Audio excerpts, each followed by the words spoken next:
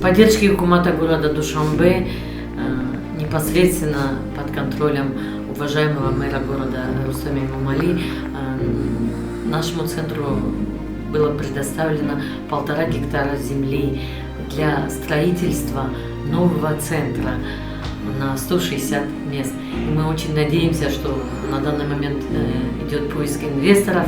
Этот центр построят очень красивый, современный центр со всеми оснащениями, и наши уважаемые посетители смогут посещать